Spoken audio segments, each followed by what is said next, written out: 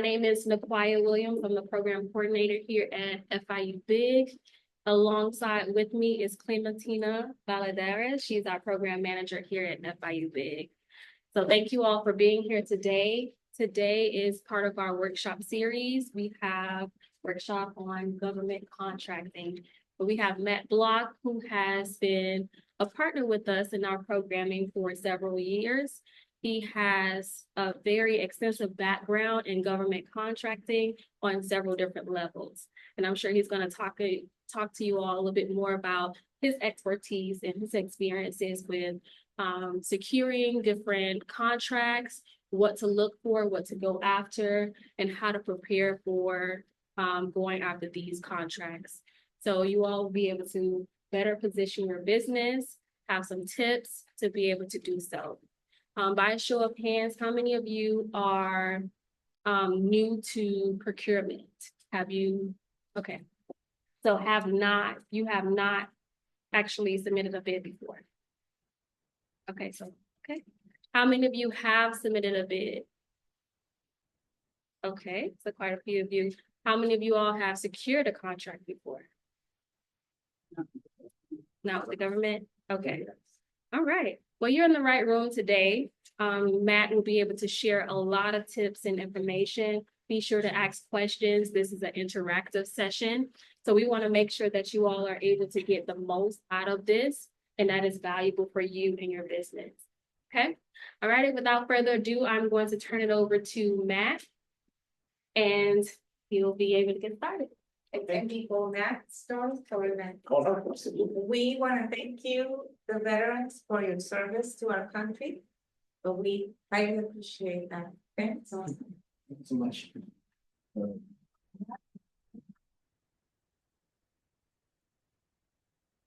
Okay.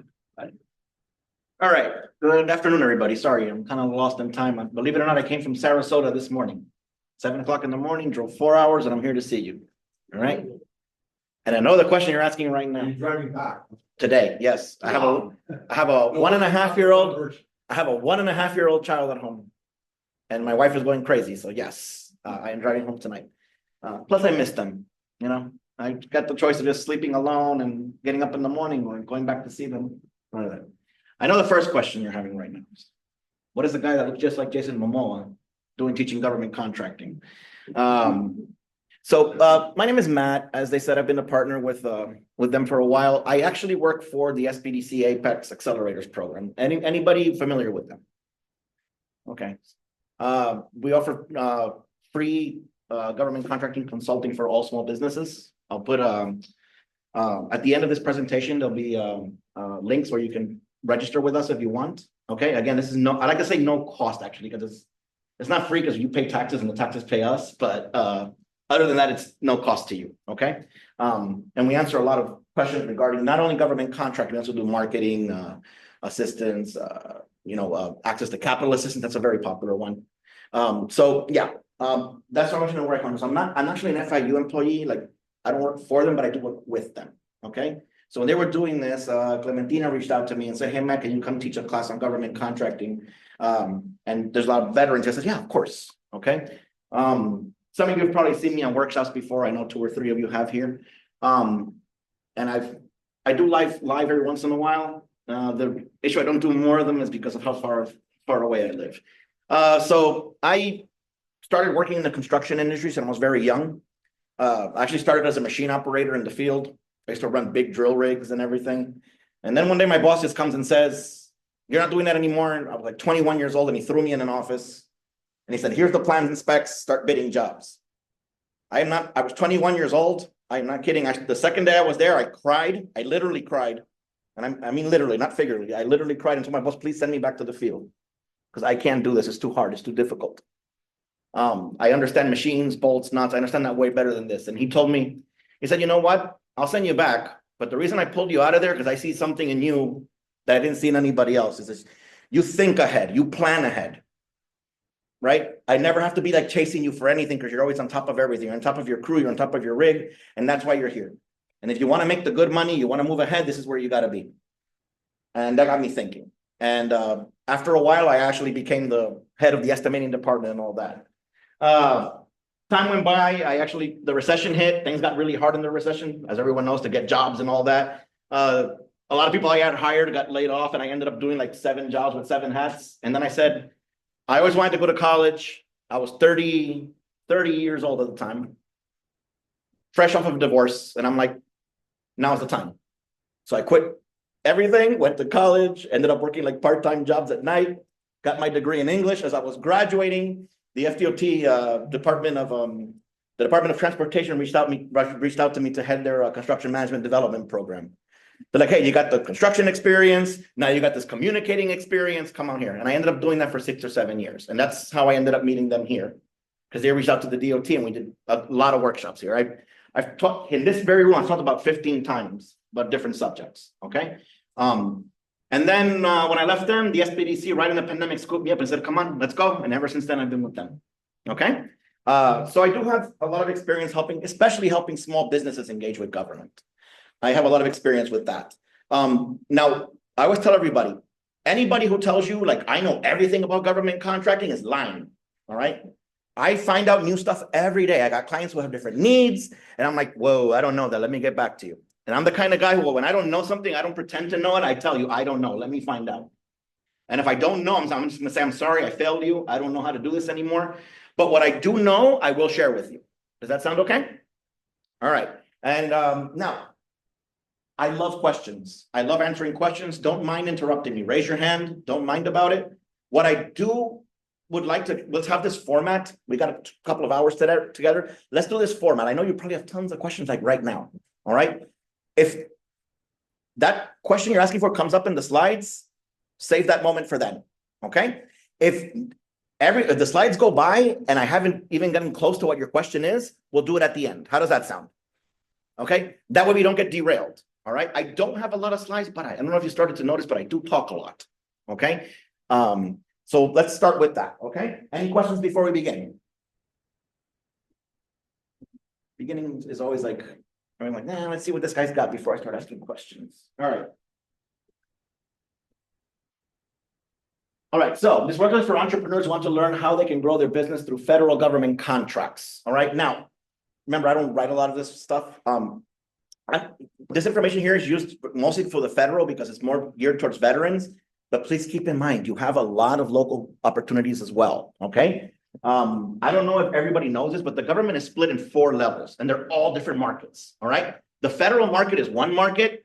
The state market is another complete different market. The county markets, Miami-Dade County, Broward County, Palm Beach County, they're all different markets, none of them answer. And then you got cities, right? City of Doral, city of, I almost said city of Oklahoma, city of Opalaca, city of Hialeah, all right? And each one of them is a separate office with their own jobs, all right?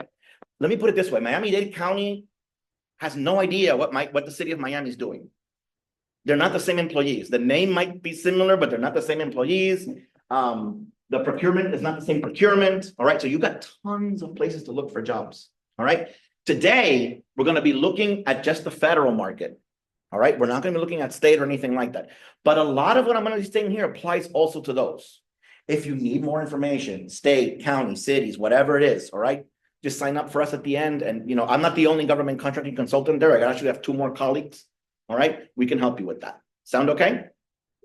All right, before we begin, let's do something, all right?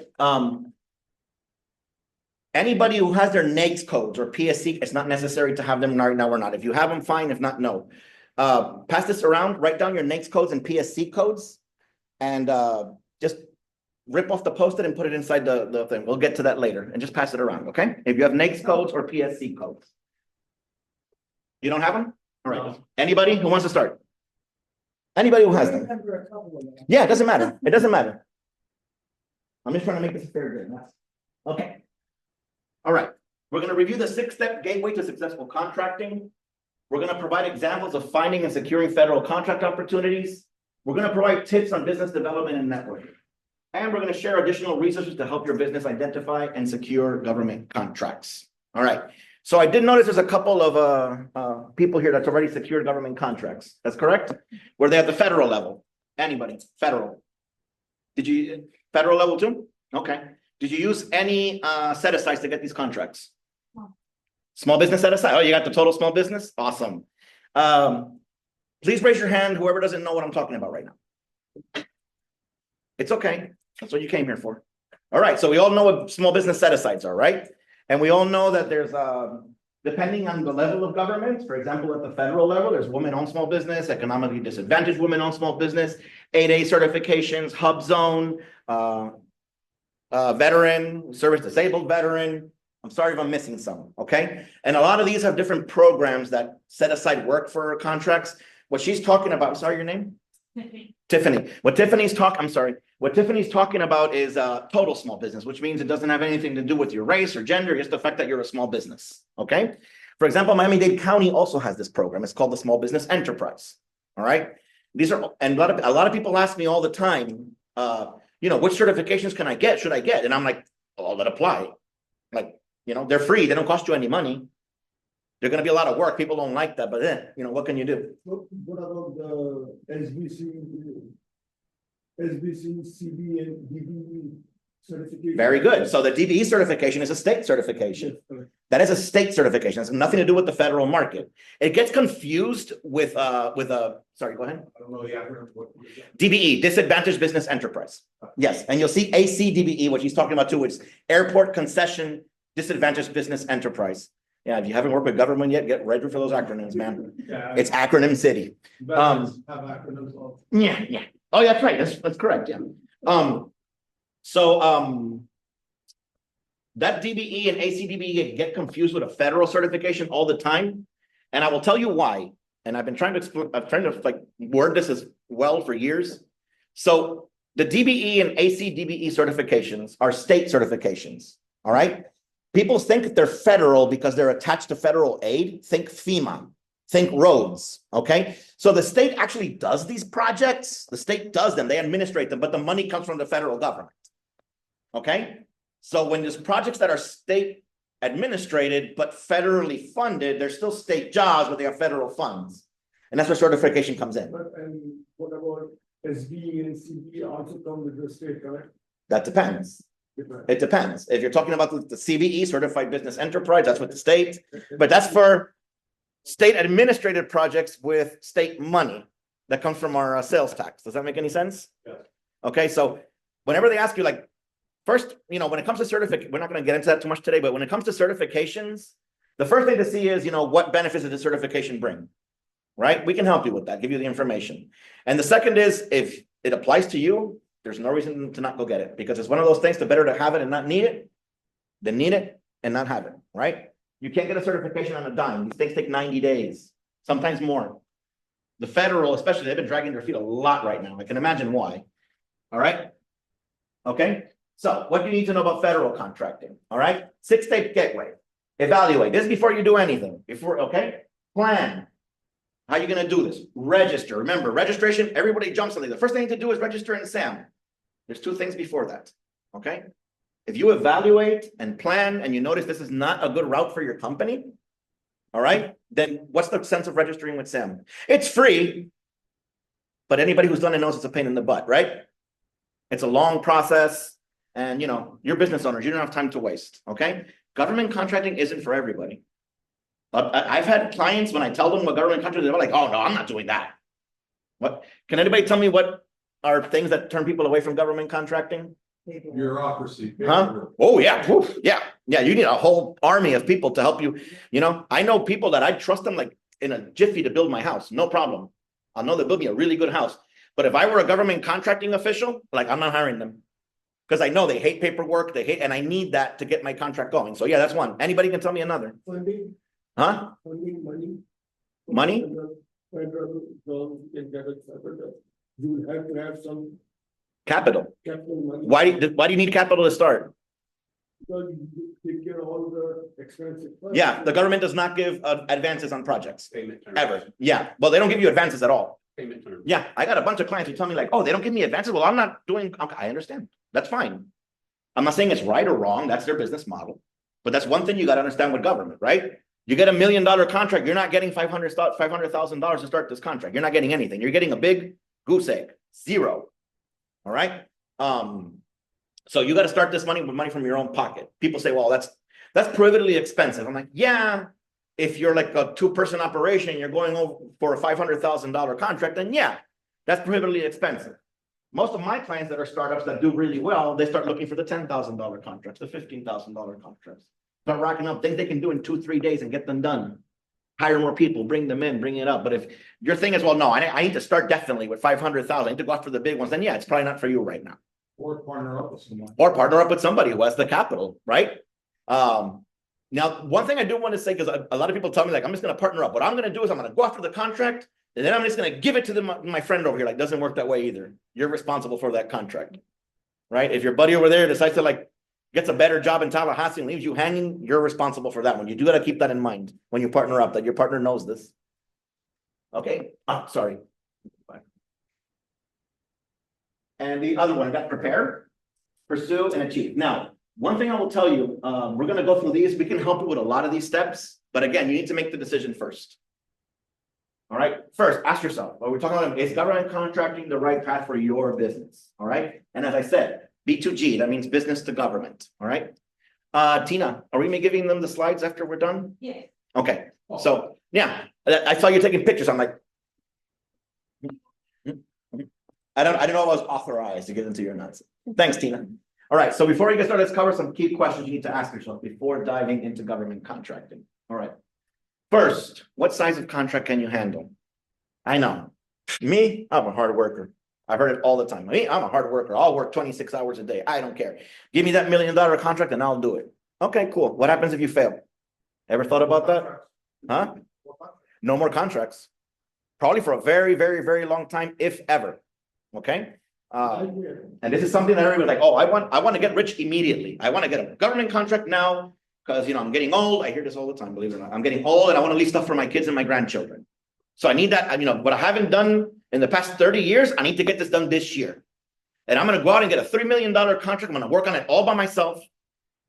And that way I'm going to leave money for my kids. And like, if that were that easy, everyone would be doing it every day. Think about that. Okay. Okay. So what size really contract can you handle? And keep in mind what we spoke about a minute ago. What's your name, sir? Ozzy. Okay. What Ozzy said. All right. There's a lot of more than just like, I'm sure you guys, whatever business you do, you are really good at it. If not, you would not have started your business. You are really good at that. Okay.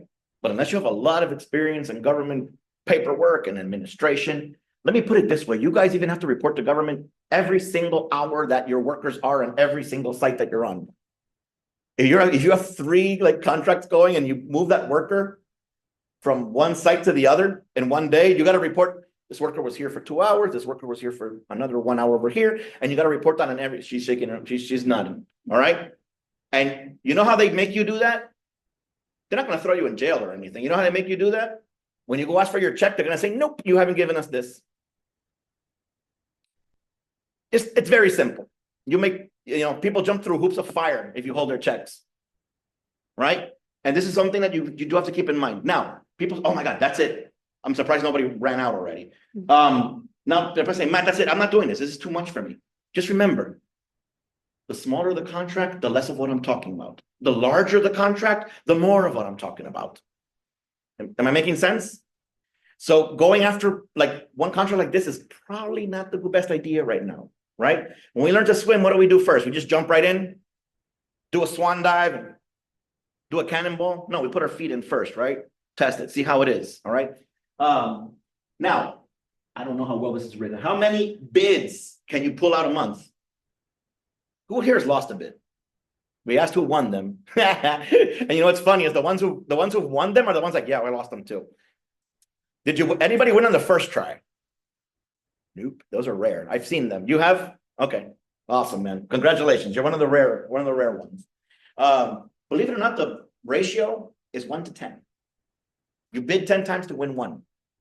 That's not necessarily what it is. It might be better for you, but that's the median. Okay. And I got plenty of people that I help them with a big proposal.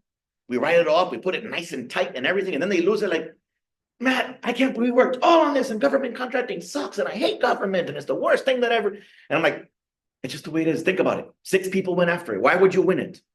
What would make you think you're going to win it? Okay. So to answer this question right here, how many bids can you put out a month? You got to think about that, right? A lot of people treat bids like it's the lottery. Like I'm going to buy this ticket. I'm just going to wait until the numbers are called. No, you finish a bid, you got to start working on another one immediately. Put them out there. And then you got to start being responsible. What happens if I put 4 bids and all of a sudden I win all 4 of them? Now what? I could only handle 2 of them. And people always ask me like, well, what's the correct number? I don't know. You're business owners. You got to have a feel for that. All right. You know your industry. Okay. So, but if like the answer is no, I'm working in the field all day and I don't have time to do any bidding, then probably government contract is not for you right now at this minute. Does that make any sense? I'm not trying to be mean or anything. It's just time to reorganize. If we want to do this, we gotta bring somebody else on board. Somebody who can help me bidding while I'm out in the field, or bring somebody. What I would do is bring somebody out of the field while I'm doing the bidding at the beginning. And while I'm doing the bidding, have somebody next to me looking at what I'm doing, so then I can go do something else once the person gets it. Am I making any sense? But I've met business owners who are like, no, and there's nothing wrong with this. My like business model is I'm not hiring. I don't want to hire anybody. I want to, okay, fine. But this will probably not work for you then. Am I making any sense? Okay. There's advantages to the private market. There's advantages to the government market. What I love about the government market is you don't have to worry about your money ever. They're always going to pay you as long as you do everything right. Right? I used to work in private accounts before, and the worst that I hated was collections. You have to go chasing after everybody, begging them to pay you for work you already did. I hated that. Government, one time, I'm not kidding you. One time I forgot to pick up a almost $750,000 check from the tunnel in Miami. I forgot completely. Just well, I wasn't the boss. No, that wasn't my money. That wasn't my money. So that's what made it even scarier. And I actually got a call from them like, hey, do you want your check or not? It's been sitting here for 2 weeks. What? Yeah. Like they were annoyed that I had not gone over there to pick up the check. Insulted me. Yeah. It's like, you know, you're gumming up the works here, man. Come on. We're trying to get all this paperwork out and you're just piling stuff on top of us. And I went out there really quick, so fast. I had never driven that fast in my signed the check. Here's the release. Came back with the check. And my boss still noticed. He's like, what's this supposed to be? And I told, yeah. Maybe I'm working too hard. All right. How much growth are you willing to go through how much growth are you willing to go through? Like everybody said, well, I just want to grow and grow and grow. But you know, companies that grow fast also tend to, you know, flames that burn too fast also tend to fizzle out really fast. So you got to keep that in mind, right? How many more employees can you add? And are you willing to add? That's the most important thing right there. I actually put those italics there. Are you willing to add? All right. A lot of people say, I want to add employees. There's a difference between I need to add employees and I want to add employees. There's 2 different statements. Okay. If your business model is, I don't want employees because I don't want to pay for anything, then this is probably not for you. Okay. And again, I know small business owners, people always ask me why I'm not a small business owner, because I worked with you for so long that I know how hard you work. Okay. And I'm the kind of guy that once I'm done with my day, I got a hammock in my backyard and I read a lot. And I just lay there and I read my books and I don't want to be bothered. And that's why I don't do it. I know how hard you guys work, but working 20 hours, 21 hours a day, nonstop is non-realistic. You're going to collapse. All right. And remember, even if you can do it, you're like, I'm just going to drink like 7 cups of coffee every hour and I'm going to bowl through this. Remember that everything you're doing is not your best because you're tired. And your business needs your best. Okay. How many more product service can you create and deliver? Very important, right? It's not just what you offer. What can you deliver? All right. What if you win a contract? Yay, right? And I'll put caution on that one. I've won a couple of contracts that I'm like, man, I hope I don't win that one. It's happened to me. Yeah, she's nodding too. She's like, yeah. You put a bid out there and like, oh, I wasn't too sure about that bid. It's better if I don't win. And then boom, you went, oh my God. Now I gotta go and look at everything, count my numbers, make sure everything's all right. And then if you notice it's not all right, you're like, what am I gonna do? I got selected. Pull out of here is gonna make me look real bad. If I have a bid bond, I'm in trouble. All right. What if you lose a contract? Again, it's got the sad face, but I've lost contracts and had a very, very happy face sometimes. Because I did not want to win that one. All right. What is the right opportunity which you can afford to win or lose without derailing your company? Again, be responsible. If you got 7 projects going in the private market, do you have the resources to do a government contract right now? If you don't, back out. All right. You can always use that time to prepare, to get better for it. But don't jump into it because it's very important matters. All right. Can you walk away even up to the proposal due date? I don't know who wrote that, but you can walk away until the proposal due date, no problem. What you can't walk away is after you've put in a bid. All right. Now, people say like, what's gonna happen if I do it? It depends on the terms of the bid, all right? Sometimes nothing happens, you just lose reputation, because that's a reputation killer. It's like, I promised you to do it for 100,000, and then I saw that the second one came in at 250,000, and I get scared and I say, I don't want to do this anymore because my pricing was probably off. And they're like, okay, don't do it. That's fine. There's no clause in there punishing you. It's fine. But next time they see one of my bids, what are they going to think? Yeah, this guy doesn't know what he's doing, right? So don't even and I've been in those meetings and closed doors. You should see how quick bids get thrown out sometimes. Just like, nah, not this guy. All right. These are tax dollars you're watching over. You got to see that, right? It's like, I don't want to get in trouble. This is my job if I hire the wrong person to do this job. So but then there's other that will require a bid bond. Anybody know what a bid bond is? Okay, so a bid bond, thank you. A bid bond is basically, it's with a bonding company, and you're taking responsibility for your price. And you got to give them a bid bond with your bid. If you say, well, I don't want the contract after, they're going to charge you, what is it, 10%? 10% of your bid. And if you say, I'm not paying you, they'll go get it from your bonding company, and then the bonding company will come after you. And for those of you who have not dealt with a bonding company, they're great to work with. There's nothing wrong with them. But when you sign up for bonding, you're telling them everything, what you own, what your spouse owns. They know what cheese you buy at Publix. And they're going to get their money back one way or another. Okay? So take those things into consideration. All right? Again, these are things that, if I don't want anybody running for the door right now, because remember, everyone does government contracting. As far as I know, no one's died because of it. And what I do know is a lot of businesses have gotten really rich working with the government. They've grown humongously. The problem is knowledge. Do you have the knowledge to do this? That's the problem. Most contracts do not need a bid bond. All right, but it's just something to, if you're looking at and you see bid bond in there, it's something I just want you to put a little flag on it. Okay. What does winning this contract build towards your business? Is it important right now or not? Do you really need it? All right. Now, this is something I really like to talk about. What is your niche target market? Now, I'm not here to tell you exactly what to do your business, all right? But here's something I get like I'd say 2 times a week. I get this. I get a new client and ask them, like, so what do you do? And they go, government contracting. Now put yourself in my shoes. How hard is it to answer? Okay, you do government. So what do you do? Well, I do government contracting. And I know where this is going because I've been through it a lot of times. And so what are your services? Whatever the government needs. Anybody ever heard this before? Not just me, right? I'm not crazy, right?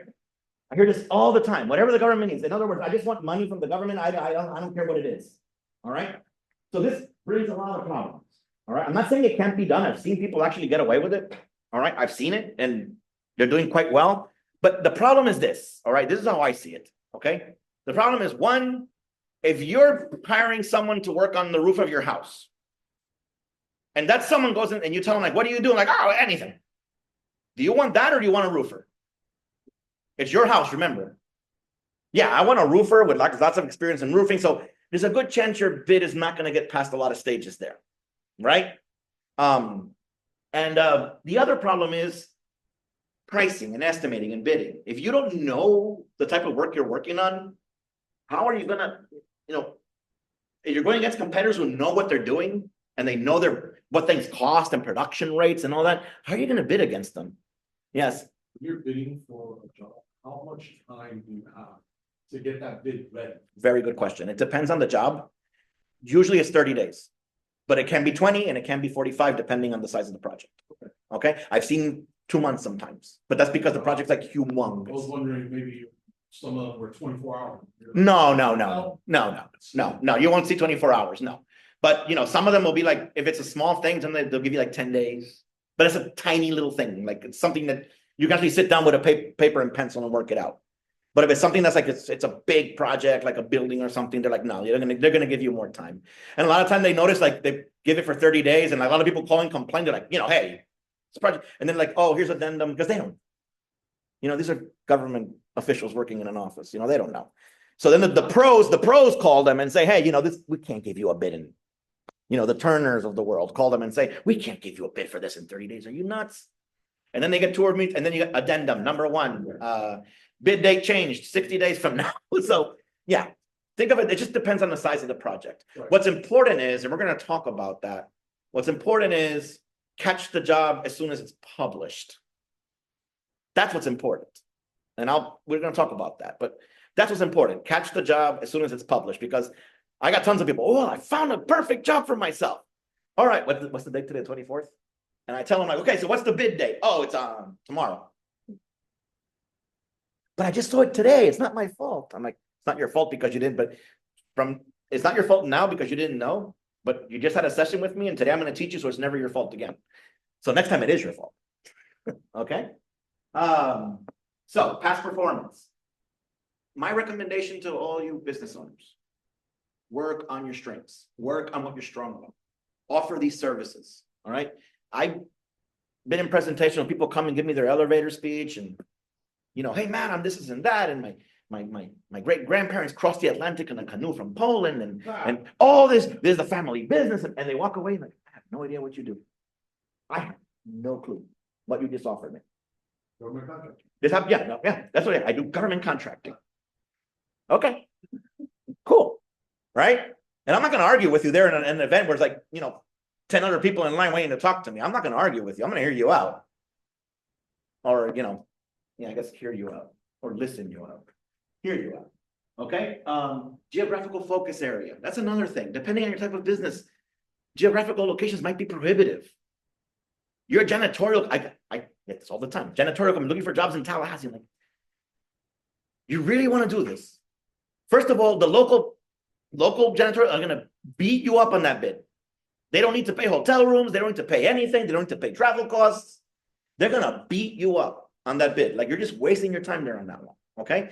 I'm not saying you got to stay only within, but recognize what your geographical area is and where it's not. Now, a lot of jobs right now are virtual. You don't need to go anywhere, but keep that in consideration. All right. Socioeconomic status. We're talking about certification, small business size standards. It's funny about small business. A lot of people don't know this. I've met small businesses with over 500 employees, depending on the type of business they do. Okay, so you can see those in the SBA size standards. Depending on what type of business you do, a lot of companies still consider small businesses when they're big. Okay, and who do you know? This is very important. All right, a lot of people think that the government doesn't matter. You can just be like an anonymous person behind the hood and keep sending bids and they'll keep getting you. There's a lot of weight behind them knowing your face and knowing who's putting that bid in. Listen to that voice. It makes a big difference. Okay. A lot of times decisions are made based just on that. Oh yeah, I've met this person. This person sounds truthful. Okay. You can't judge a person by what somebody writes on a piece of paper. Okay. Don't think about the government contracts as they will get you. Think about what they will cost you. Think about that. Okay. Not only in terms of money, in terms of time. You're small business owners. I know your time is very valuable, right?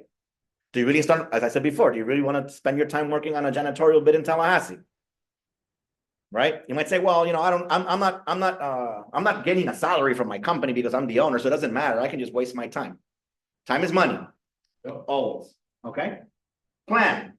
The reality is that most successful firm and government do not get a NASA or DoD contract right out the gate unless it's like a small NASA or DoD. I had one client once that got all the signs outside, like the little signs that are on the gates. I'm like, yeah, you can get that one. That's a NASA contract. And you can put that on your resume. I got a NASA contract. It was for like $20,000. But when I'm talking about those, I'm talking about big contracts. You're probably not going to get those. All right. Think about it like this. If you want like the inside, everyone wants the insider information. All right. And this is not something that's like, oh, top secret that I'm letting you know right now. Okay. Think about it like this.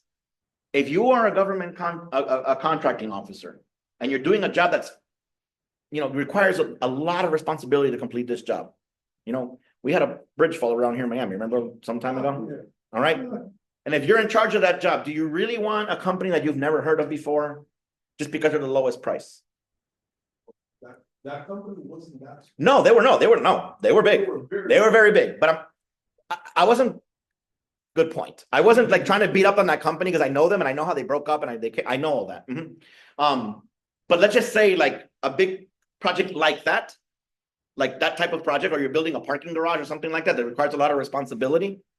And let's say you get a contract from an unknown. You don't know this person. You get a bid from an unknown. You can't back up their past performance. You can't back up anything. You'd be hard pressed to give that person that contract, wouldn't you?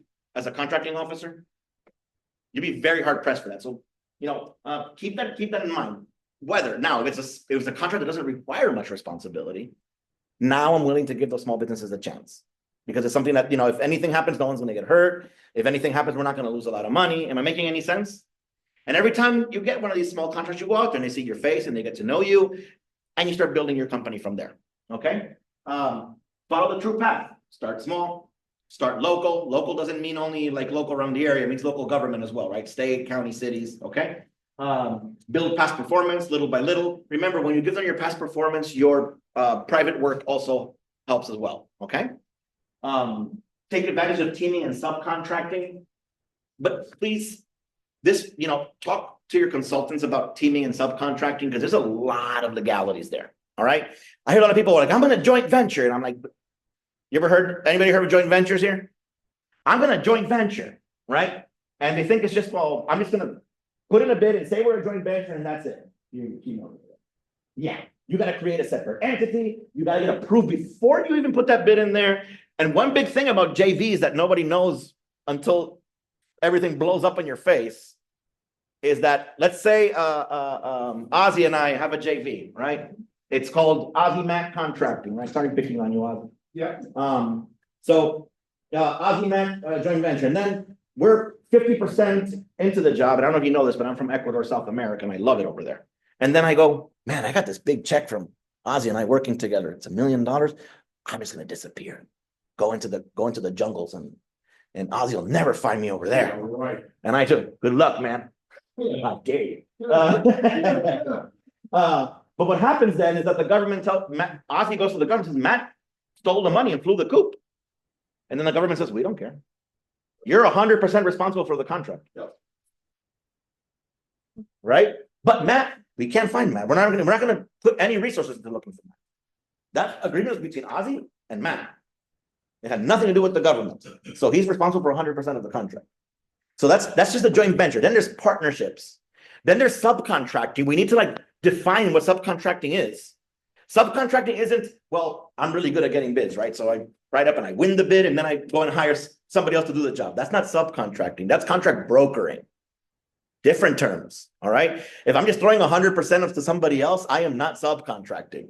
I am brokering, all right? And when you broker, you got to understand too, a lot of times they're not going to let you do that. You got to see that. A lot of times they're just not going to let you. There's like limitations on subcontracting, how much you can do, all right? But let's pretend for the sake of argument that they do let me subcontract 100% out. For the sake of argument, if the subcontractor fails, they're not going to go after the subcontractor. They're coming after me. So you have to understand all these little things before you do these things, okay? I got a lot of them. Well, my business model is I'm just going to go get the contract and bring somebody else to do the work. I'm like, there's a lot of it's not that easy. And here's the thing. You go on YouTube and Google, and remember I told you at the beginning, if I don't know something, I'll say I don't know. But I tell you what I do know. And there's a lot of these videos that are very popular on YouTube. And I'm seeing these people telling you, oh, you can just do the middleman strategy. You can do this, and that. I'm looking at that's not true. That is very misleading. And when you do look at these, you got to take in consideration that, people who do this, they want clicks because that's how they make their money. So they're going to tell you what you want to hear. Right? And they're not, and when anything happens to you, they're not responsible. You can't say, well, this person on YouTube told me this.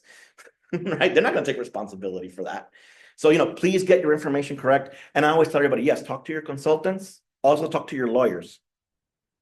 And people say, well, every time I get a contract, I got to go to a lawyer. That's not true. Once the government contracts look the same most of the time, but if you don't have any understanding at the beginning, then that investment is way worth it. Okay, let the lawyer look over it so you can explain to you what you're getting into. I can only explain so much, the generalities. Lawyers know the ins and outs. Contract lawyers, they know the ins and outs. Okay, and that costs you money. I get it. Nobody wants to do it, but if it's anything risky, you definitely want to look at that. Okay, and you'll learn it with time, and you won't need them anymore. Okay. Work your way up to larger contracts. That's everyone's advice on this. All right. There's no get rich quick scheme here, not with the government. Okay. So to get registered with the federal government, you need to register with sam.gov. Who's here is registered with sam.gov? Okay, awesome. Did anybody tell you to register with sam.gov? Did you need it for a contract? Any stories? Just do it because someone told you. You needed to look at a contract and they told you, hey, you need to register to do this. Then why did you do it? We're very proactive. Okay, so you just want to have all your ducks in a row. Okay, understood. But you've never been on a federal contract? No. Okay, have you looked at SAMs, looked for opportunities, stuff like that? Okay, awesome, awesome. What's your name, sorry? Delilah. Huh? Delilah. I'm picking on the people I asked for their names. So if anybody doesn't want to give it to me, say no, anonymous. Okay. Now, just so you know, SAM might have changed since depending on how long ago you did it, before you had to get a DUNS number and all that, that's went away now, okay? Now you can do everything through your own site, you get a unique entity ID and you get a cage code, all right? For those of you who are not registered in SAM, I do not recommend tackling this alone because you don't have to, all right? It's a pain, yeah, okay? You don't have to. What you do is, at the end of this presentation, there's gonna be a thing where you can sign up for consulting, all right? And we can't do it for you. I'm not gonna lie. I'm not gonna say, oh, Matt's just gonna go in there and do it for me. That's never gonna happen, okay? First, I'm not allowed to, and second, I don't want to, all right? But what I will do is guide you through it, hold your hand when I need to, let you go, then you can come back to me and hold my hand again until we're done with the process. How does that sound? And that goes for everything, certifications, everything like that, all right? That helps me and helps you. It helps you learn and frees me up to help other people. Sound good? All right. Okay. So if you complete your SAM registration, have a cage code. This is very important. This does not mean that you were registered as a vendor for states, counties, cities, etc. All right. City of Miami does not care about your SAM registration because that's a federal government registration. Am I making any sense? All right. Now you might say, well, what federal jobs are there here? Everywhere. And I say, if it's a federal courthouse that you're building, guess what? That's a federal job, even though it's inside Miami. Does that make any sense? Okay. So it just depends what agency is building what. Okay. Most of the roads, Interstate 95, the big ones, that's DOT, that's state. Okay. And this can get very, very, very confusing as to who is doing what, because there's stuff going on all around, right? So please keep that in mind. But just because you register for the top one doesn't mean that you're registered for the bottom ones. They each have their own registration. And let me say this now because I'm going to say it again after. These registrations, all of them, if you don't remember anything I said today, remember this, are free. All of them. Okay. All government certifications are free. Does anybody know why I'm stressing this right now? Because there's people out there that charge. Thank you so much. Thank you so much. Yes. And I got no problem, personally, I got no problem with that. If you don't want to do the work yourself, hire somebody else to do it by all means. What I don't like is sometimes they don't say they are the government, but they don't say they aren't the government either. Am I making any sense? And that grinds my gears a little. I'm like, you're small business owners. You can't be throwing away a bunch of money. You can't be doing that. All right. Like if it were me and I ran a business, the first thing I tell you, what's your name? I'm sorry. Huh? Q. Like John Q. All right. Like if Q came into and I had a business like that, and and he told me like, Matt, I need help with my sandwich. I'm like, yeah. The first thing I tell you, because I have scruples, would be like, hey Q, yeah, I can do it for you for like whatever, $500, but just so you know, you can do this for free if you do it yourself. But they don't do that. When the companies that don't do that kind of get on my nerves sometimes. All right. So just so you know, these are all free if you do them yourself. Our consulting services will not do them for you, but we can hold your hand and help you get through all these processes, and you can get them all done for free. And we don't charge anything either. How does that sound? Enough help? Come on. All right. SBDC and Apex Consultants can help you with registration information. Okay. Not only information will help you as well. Okay. And I'm not going to say I know the answer to every single question because every company is different, but I do get a lot of the same things every day. So a lot of times like it's just a quick email. Hey, Matt, they're asking me this. And I get right back to you. Yeah, here's the answer for that. Because I ran into these problems every time with all my clients. Okay. And government's not really good at explaining things really well on their websites. I get that. Okay. No one from the federal going to throw anything at me, right? No one from the federal government. Okay, we're good. All right. So there are multiple federal government programs to help small businesses win at least 23% of all. Now, by the way, I highlighted that because of the current situation in the country. I don't know if these numbers hold true or will hold true tomorrow. Okay. Things are changing. Things are, happening and then unhappening all the time right now. So whatever it is, okay. But what if, women-owned small business, think about it. But let's go to that mid number, 23%. Think about it. Like the federal government is trying, they don't make it. They try to hand out 23% of all the billions and billions of dollars that are spent each year to small businesses. All right. What percentage of that 23%? Yes. That's a word. It just depends on each year. Each year it changes. Last year, I think it was 17.8. And it's not for lack of trying. It's not for lack of trying. It's just, it's very hard to identify what opportunities are good for small business and which ones aren't. And sometimes they put them out there and these jobs that small businesses don't want to bid on because they're too big sometimes. And like, it's just, it's very hard to determine that. But each year it raises a lot, then it comes down, but it's not like anyone's throwing a wrench in the gears or anything. It's just, and this is true for the state of Florida too. I worked for them for a long time. You really, really, really try, but sometimes there's just not enough work that's compatible. Does that make any sense? We try, but we can't just build a bridge to nowhere because we want to hand it out. It's got to be something that actually has a utilization for the community or for whatever. Okay. And sometimes there just isn't enough load to be able to get to that, but that's the goal. Okay. Now, Florida, believe it or not, Florida has met that goal. As far as I know, 14 years in a row. It's like 11% DB participation, something like that. But they've met it, believe it or not. I'm like, in Florida, really? I'm like, yep, they've made it. Now these are just some of them.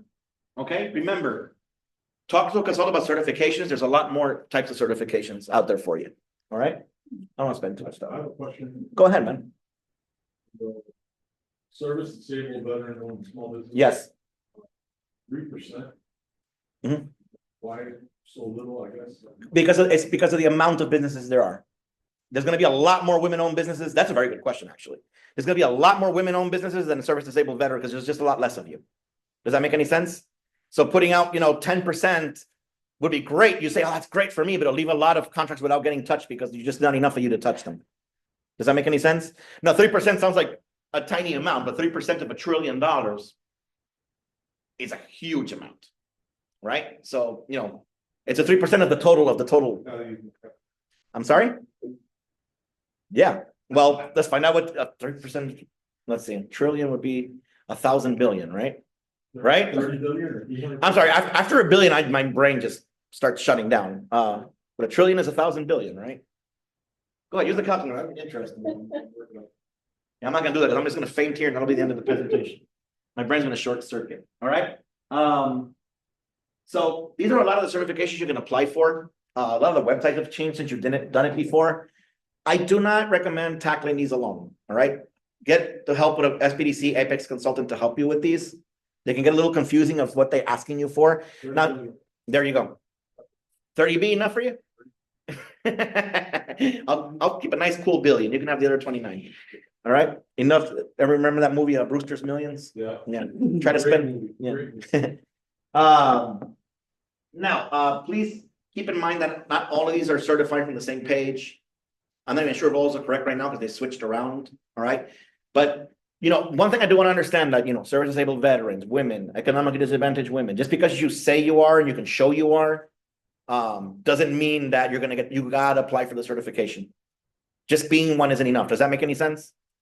Okay. And I get it. There's women who come to me like, Matt, like, I'm a woman. Like, what do they ask? Why do they ask me for all this stuff? I'm like, I'm sorry, you got to go for the certification. You really have to. Yes. Hey, so these certifications, it's not that can one of these people be like a percentage owner or just have to be 100%? That's a very, very good question. This goes for, by the way, that goes for all certifications, state, anything.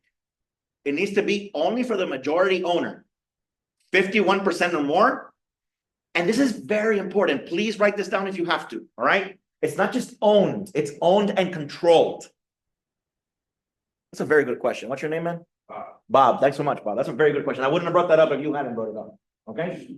51% owned and controlled. Okay. Here's a common situation, right? There's a husband and wife.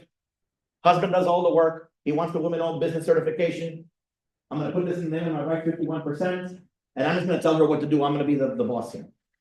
Doesn't work that way. If they find out that she's not doing anything, that she's not in charge, that she has veto power over everything, you do not qualify for certification. Does that make any sense? And then a HUD zone is actual land. Yes, it depends on where you are and where your employees work. If you contact us, we can send you like a map. You can actually find it online. I'm not saying like we're privy to anything like secret or anything like that. I get my information online. I just know where to get it. You're contacting one town or one city. No, it depends on where your business is located. And then you're contracting to a different city, Mhm. like if if my business is in a HUD zone, Miami-Dade County, right, Mhm. I'm contracting to Miami Beach. Or Coral Gables, Or yeah. Coral Gables. Yeah. Makes sense? It depends if it was separated for hub zone or not, but that could be the case. It's not every time, but it could be the case. It depends. That's a very good question. All right. So once you have the SAM number, then you certify. That's a very good question as well. Yes, for everything. You need to register first before you certify. If you're certifying before you register, they don't know who you are. You're not in there. You don't exist. Does that make any sense? So you have to have it registered with SAM before you can certify. Correct. Remember, everything is free. Okay? Yes.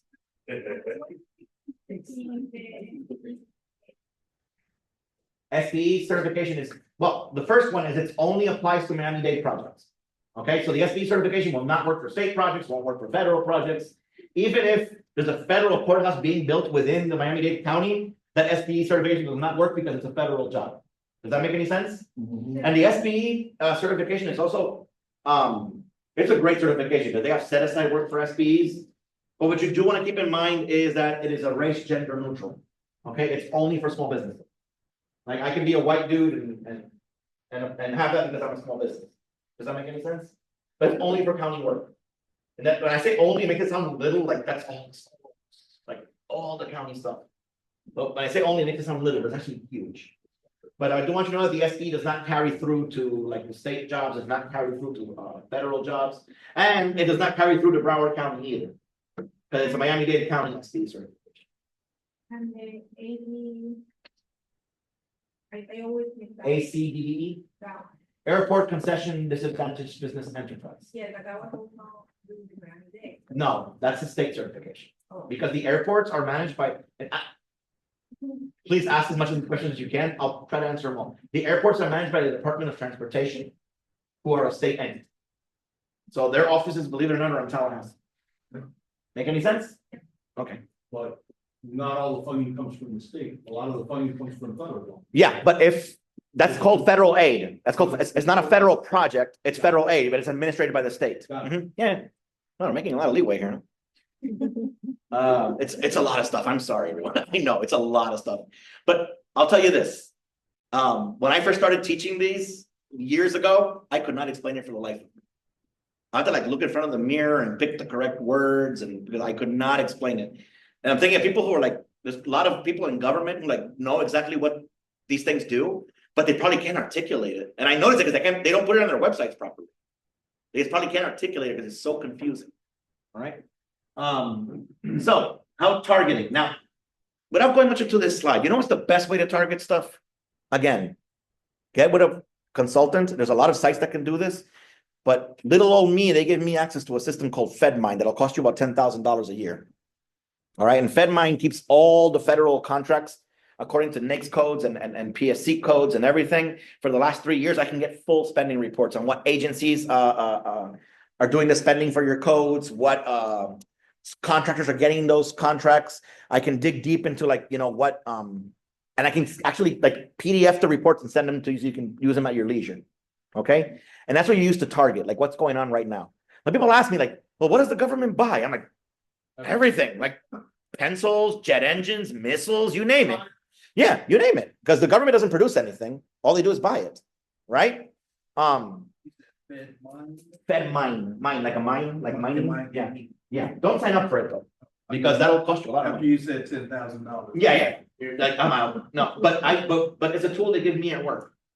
So, and they give all our colleagues at work. Gov spend, all that stuff that costs money. So all you gotta do is say, hey, Matt, you know, hey, what's up? I need like the spending reports for these codes. Blah, blah, blah, blah, blah. I'll download them, PDF them to you. Boom, you got them. How's that work? Nice, huh? Yeah, there you go. They call us the best kept secret on the market. Like everybody thinks, oh no, there gotta be a scam. It can't be free. It's gotta be. Everyone tells me things are free. Okay, so that will answer your questions. What do they buy? Who do they buy? And I remember the government's tries to be as consistent as possible, but things change. They could be buying your product like crazy right now. The next month, it might not be the same thing. Okay. You can only build so much without having to build something else. Here's some, they're going to give you these presentations, but here are some you can go to. Please keep in mind that all government information, not everything, but like the spending of the money is public information. It has to be by law. They can't be hiding what they spend because those are our tax dollars. By law, we have to be able to see what they're doing. Now, are the sites easy to navigate? No. Do they have all the information like detailed broke down the way you want it? No. All they have to do by law is show how much a contract was worth and who got it and how much was spent. That's it. It's not going to break down all the little items, you can price your stuff. Not like that either. Okay. Now, that being said, you can get a hold of, one of your competitors' proposals through the Freedom of Information Act. I've done it before. All right. It's a hassle, but you can do it. You can get all this information. Okay. Just got to go through a lot of bureaucracy to get it. All right. So these are more, now, this is going to come up a lot in your travels, and I left it in black for a reason. The bid match system. People love bid match. Oh, everybody know what bid match is? Oh, Nope. Bid match is basically a system they've been doing this for years, trying to automate, where you go into it exists, it's there, where you go there's no front-facing portal, you gotta do it through an Apex consultant, which my colleague can help you with that. His name is Luis Batista, I don't know if anybody's met him before. You have? Business. Oh, yeah, okay. Luis, he'll set you up for it, but he'll tell you the same thing I'm telling you now, all right? Bid match is a system that's like supposed to automatically send you job opportunities for your next coach every time they pop up. And you're saying like, why is Matt and Luis, why are they, I'm gonna talk for Luis, talk about Matt. I'm not against it, but I will tell you this, all right? As a bidder, I need to have every single tool in my toolbox sharp, all right? Because I've lost bid over 10 points, I've lost bids over $500, and one of the most important tools I have is time. I need more time to work on these bids, all right? Bid match, I don't know why it happens, but they don't tend to give you the work on the first day it comes out. Sometimes it's 10 days late. And I can't work that way. The way I do things is I go every single day and I check SAM, I check my folder, I check everywhere to see what's there. If there's nothing new, then I just go on with my day. There's something new, ooh, that's nice, I print it out, and that's the way I work. That way I catch everything on day one. So I wouldn't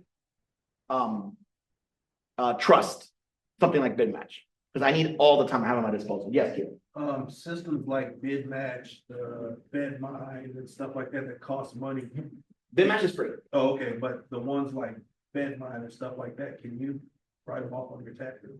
I don't know, man. It's a very good question because but I'm not a tax expert. Every year I do my taxes, I'm like, ugh, I gotta hire an expert because I don't know how to do it. But that's a very good question. It might be because it's a business. Yeah, it might. But I would recommend give us a try first. Because I would recommend that because we're gonna give it to you. We're gonna give you your reports for free, and then you gotta think like, I want to make this investment that I'm gonna use it like once or twice, and then I'm paying all this for the year. When I can just call these people and get the reports that I need from this, because there's only, depending on what type of work you do, there's only so much you can pull out of it before you don't need it anymore, right? See what I'm getting at? All right, look for key agencies, procurement contacts, and upcoming RFP workshops or vendor outreach events. Okay. Who should you target at each agency? The question is, we don't know. Some agencies, you go to the contracting officer, other agencies have a small business office that'll help you get in touch with the contracting. Others don't even have a contracting officer. Okay. So here we go. You got all these paths to go. I don't want to get too much into this because really there's no, like every single agency doesn't have these. All right. The easiest path is always this one. When there's a check, like the county check, they have an office of small business development, go to them first before anybody. I know everybody wants to cut in front of the line and just, I want to go straight to the contracting officer. Yeah, good luck with that. Those are very, very busy people. All right. And everybody and their mother is calling them. All right. These offices exist for that reason, to help, and here's the thing, like I've never been one of them. I've worked with them, but I know how much they want to keep their jobs like everybody else. And if they're not getting small businesses into the fray, guess what? We don't need them. So, okay. So they really, I don't want to use the word care because that just depends on the person. Like I care about helping small business. A lot of people don't, but they try to do their jobs at the very least. Okay. But if the small businesses aren't reaching out to them because, oh no, they don't, all they do is like talk. And they don't like get me directly to the contracts. I'm like, well, go ahead and move on to them. But they listen to them because they're busy. Okay, and it's up to you what you want to do. Now, if you know them through somebody, that's way better, but not all of us are at the right place at the right time, right? It just doesn't happen. We got to make our luck sometimes. Okay, so that's the easiest one. You got program manager, procurement center representatives. Okay, and remember, each federal agency works differently. Each state agency works differently. Okay, it's very hard. I don't know the inner workings of all of them. The Department of Defense is humongous. People ask me like, who do I call in the DOD? Like, I've been doing this for years. I cannot give you a name. I can't. I mean, I go into like the system and I check. What I do is I go into FedMine and I check your NAICS codes and I find the most recent contracts and I find who's there. And I just give you 5 or 6 names to call here. Good luck with that. I can't. I mean, the Pentagon doesn't call me ever. Like, they don't care what I think, right? And it's huge. Now, that's why I say sometimes it's better to start local because you can actually meet people from the county. You come to our events, you can meet people from the county. You can meet people from the FDOT District 6 right here. You can meet them. All right. Sometimes it makes a huge difference. Okay. Now, please keep in mind that a lot of these people are not buyers, but they can help you make contacts within these agencies. All right. Again, the smaller the agency, the more people you can meet. Please keep that in mind.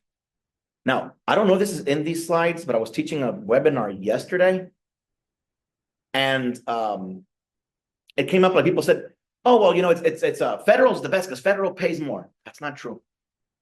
That is not true in any sense of the word. Things cost what they cost. The county's going to pay whatever they got bid for. The federal's going to pay whatever it got paid for. So, don't be quick to say, dismiss the county, dismiss the state. Am I making any sense? All right. All these road projects are state. And you see the huge highways and the millions of dollars, they're billions they're making on these highways. That's state. That's not the federal government. All right. By the way, CO, KO is the same. So people use them interchangeably. Contracting officer, KO, contracting officer. All right. Again, people ask me like, well, how often should I email people? Like, as much as you have to. Don't do it every day. That's annoying. But they'll be like, I emailed them last Wednesday. I emailed them like a month ago and they haven't gotten back to me. Yeah, that email's probably buried under 60 tons of dirt by now. Okay. Follow up every week is good. That's what they're there for. Okay. And sometimes they're very selective. Right. It's like I can only answer, 20, 30 a day. That's all I can answer. Okay. Keep it up. Let them keep seeing your email come into their inbox. And please do not constant contact. Do not constant contact. I know it sounds easy. It's the easiest thing to do, but government, that does not work. And I always tell everybody, you want to increase your chances? And please, nobody throw anything at me right now, because I get people really upset. People get upset when I say this. But it's true. If you're emailing with Gmail accounts, Hotmail, Yahoo, all that, you're probably going to get ignored. I'm not saying you are, but you probably are. Okay. That just tells me this company's tiny. It's like this, even it might not be true. But marketing wise, it's telling me this company is this big, okay, so keep that in mind. And another thing, it's getting more and more prominent as the years go by. Well, my hair is getting whiter. All right.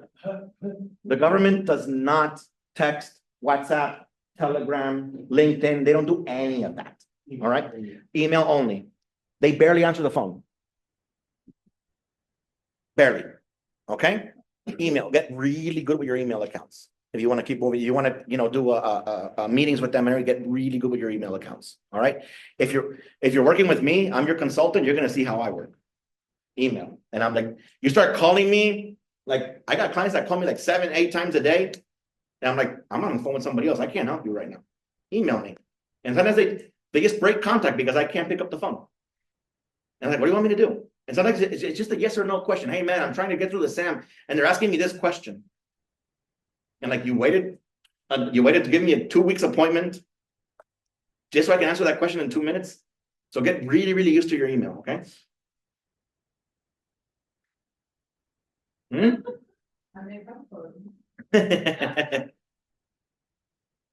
All right, let's go.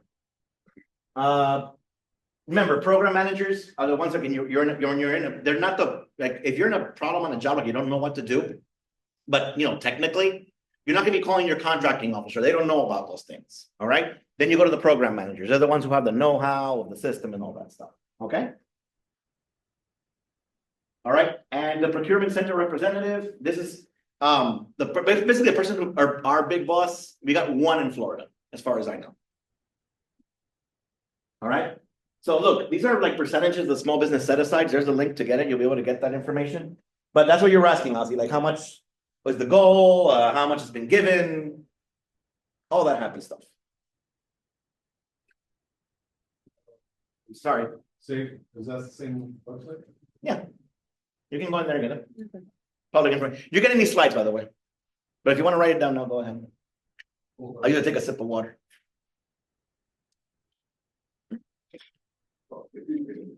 This is Bob, just to add to what you said, going back to the SBE certification, for those that want a county certification, it'd probably be best to get your certification through Miami-Dade County first, if you want to target the Miami-Dade County schools as well. That's correct. Because they do something called a interlocal certification, where the school board recognizes the certification from the county itself, but not vice versa. Mhm. So if you want to get your SBE certification, go through the county first, then target the school board, because they operate basically as separate entities. You wouldn't think that they would, but they do. Because the school's just too big for the county to handle. That's why they have their own, yeah. Thank you for bringing that up. You see how complex it can get? So like, sometimes you're talking to people like, and the person on the other line can't even recognize you're the right person or not. Even the people like inside the agencies don't know if they're, you got to really explain like what you're trying to get to for them to understand that. Like, oh no, that I learned that about, wasn't too long ago, 7-8 years ago, maybe. I always thought the county were the school, but no, they got a complete separate set of offices. What he's saying is true. The school will give you an SBE certification, but that one doesn't move backwards to the county, whereas the county's SBE certificate, they piggyback off that one. It's called interlocal, if anybody's. He probably knows more about it than I do. Well, I live in Sarasota. So if it's top down, In what respects? if you have the county, then you automatically have. You don't automatically get it, you still have to apply, but You have to apply. the process is much easier. Because the Dade County School recognizes the certifications of Dade County, but you have to still go through a process in order to get it, but they make it much easier for you. By the way, the federal government gives scorecards to the agencies who are actually meeting their small business goals. These are actually goals. What's funny about this slide is I don't give the ones that have the Fs, right? So these are like the top performers. You can see like whatever the goal was 100% for the Department of Commerce, they reached 122.65%. So people tell me, oh, they're not helping small business. I don't believe that for a second. I don't believe that. A lot of times that translates to, well, they didn't come and they didn't hold my hand and they didn't like do everything for me. That's different than helping. Okay. But again, all this is subject to change, like the yellow thing I put before, because things are changing. They're going up and down. Again, a little more information there for you over the years. All right. This is gonna be the fun part. Did we get those NAICS codes? Anybody? Oh, I'm sorry. Anybody want to put their codes in here? Just write it down on a piece of paper for me on this post-its. Okay, I'll hand it over. The reason I'm go ahead. Go ahead, Steve. Well, I got set up. No, the paper for the next. Yeah, but they're still writing them. Then you, Oh. some of them people who came.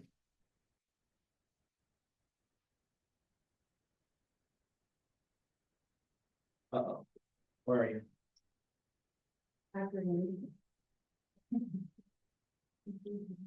I lost it.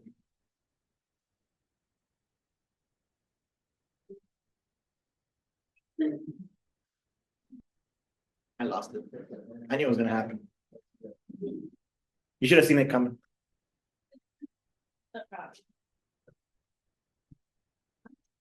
Everybody done with the bowl? No. All right, so the reason I'm gonna do this is because I'm gonna do a quick tutorial on how to search for jobs on SAM. Some of you are probably, this is boring, I already know how to do that, but remember what, for people who were thinking that right now, please remember how excited you were the first time you did this, and there's a lot of people here for the first time, so bear with me, okay? And the reason I'm putting those in a bowl right now is because one time I was doing this without having experimented, and some people volunteered their NAICS, and I found jobs for them, enlivened the class, and then a lot of people got angry at me saying like, oh, you're giving them favorite treatment. And I wasn't even thinking about that, but it made me feel that. So after that, I told everybody to put them in a hat, and a full, well, you gotta put it, I'm gonna know this is right. Doesn't matter. Put them in a hat or something. I'm only gonna do 2 or 3 of them. That's it. All right. But that way, at least the process is fair, right? I'm not giving anybody any favorite. I'm not giving anybody any favoritism. Yeah, I got yelled at that time.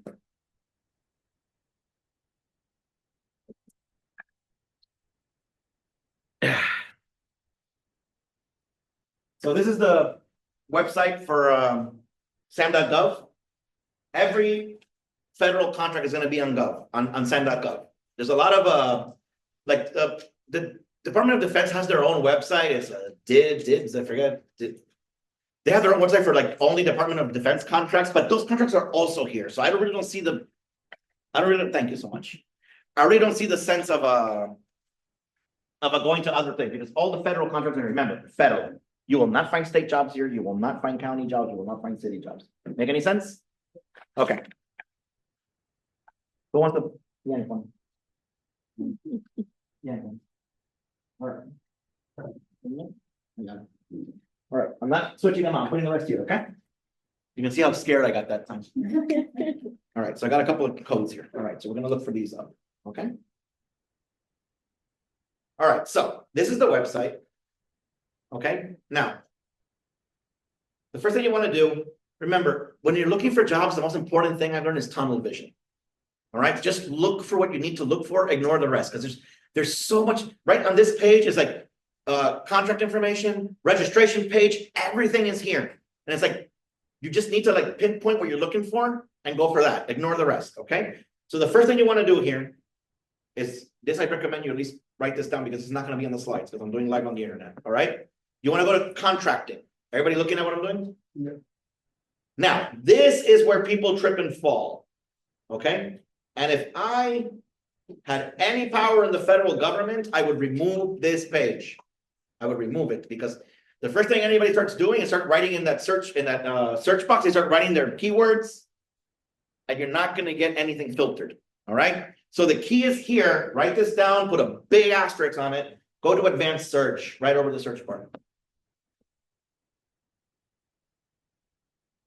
And by the way, I am not even logged in. Ask her, that's Nikki. She just went into the SAM.gov and that was it. I'm not even logged in or anything. So there's no paywalls here, nothing.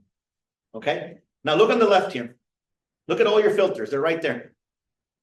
Now we can drop and look for all the jobs that are there right from there. Okay. So let's go. Federal organizations. Right now, I'm not gonna be picky. Let's look for all of them. How does that sound? Now dates. What I like to do, because this is another one, right? People don't filters and like, man, all the jobs I'm looking for have passed. I get that all the time, because in this is going to be the jobs that passed, the jobs that already passed bid, everything's in here. Okay. So I go response date, offers due. I drop this down and I go next 3 months. How does that sound? And look, it just populated to the right. Everybody see that? Sorry, not that very good. 11,629 jobs for the next 3 months for the federal government. So, now you got to go through 11,000 jobs and try to find yours, right? Now we got to filter it some more, don't we? Right? Because everything's there, right? Every single job. All right. So then I'm going to go to notice type. Drop that down. Drop that down. Okay. And look, you got, now I get a lot of this. Let's go over some of these. All right. I don't know exactly how all of these work exactly. Okay. Special notice is, hey, we're awarding this contract to somebody because only they have this product and blah, blah, blah. So just to keep the public informed. For example, if you're, buying F-35 fighter jets, that's going to be Lockheed Martin. There's nobody else who produces that. So, hey, we're giving you a special notice. We're giving Lockheed Martin the contract for the F-35 fighter jets, just so everybody knows what our tax dollars are going to. Special notice. I don't care, right? Unless I'm Lockheed Martin, I don't care. All right.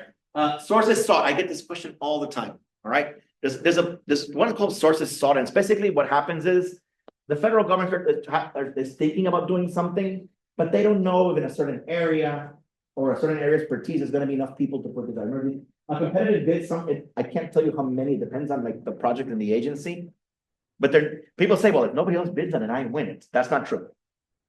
That's not true, because their guidelines say there needs to be at least 3 bidders, 5 bidders, depending on the guidelines of each agency. Okay, so when they throw out a sources sought, they're looking for answers from companies saying, yeah, we can do that.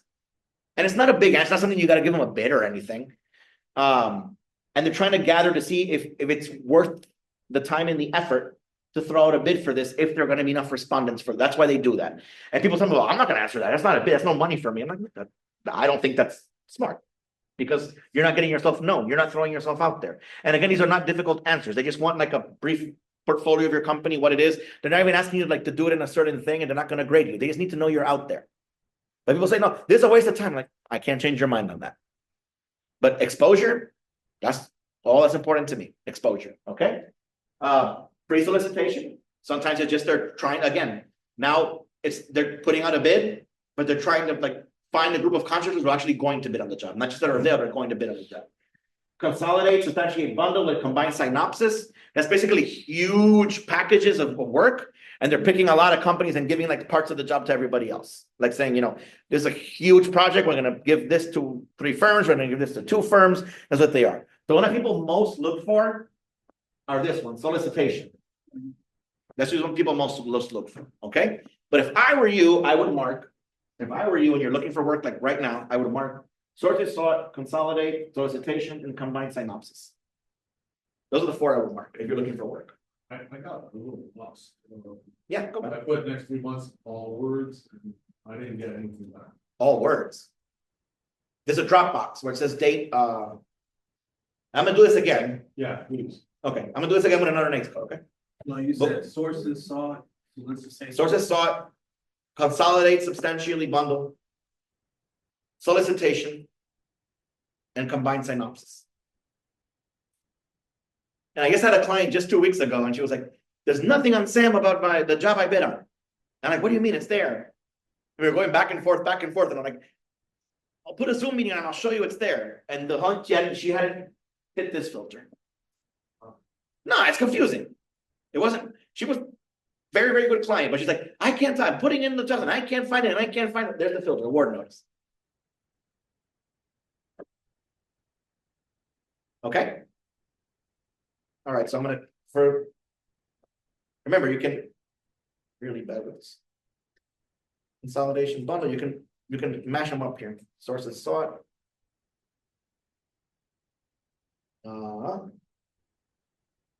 And solicitation, let's keep it there. Okay, so I just went and did that, right? Now, from 11,000, it went down to 4,952.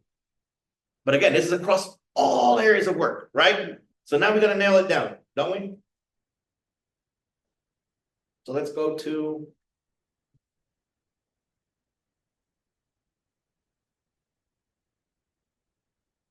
product or service information. See that there? Let's drop it. So I got next codes here.